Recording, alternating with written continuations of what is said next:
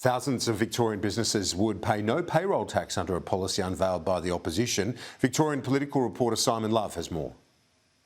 Well, while the focus of the state government has been entirely on the floods, it is still 40 days until Victorians go to the polls. The Liberals keen to rev up its cost of living and economic credentials by pledging to increase the payroll tax threshold from $700,000 to $1.6 million. The policy would see an additional 13,300 small businesses pay no payroll tax.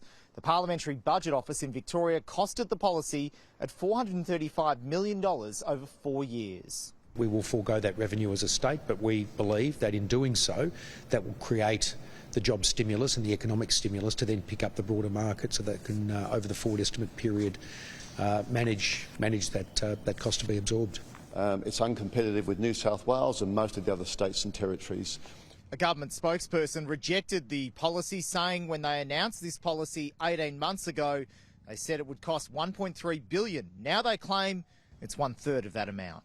Meanwhile, Matthew Guy has been forced to defend one of his Liberal candidates after some controversial comments. The candidate in the seat of Mulgrave, which is held by Daniel Andrews, has apologised for saying this.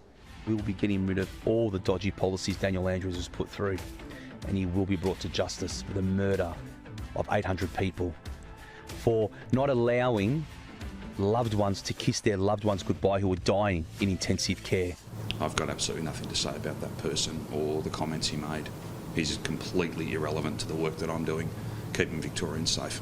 Oh, he hasn't spoken to me about it, and the most important thing is he's made an apology for those comments, and I believe that's the right thing to do.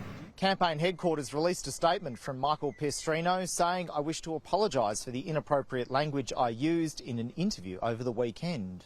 It's now 28 days until early voting begins in Victoria.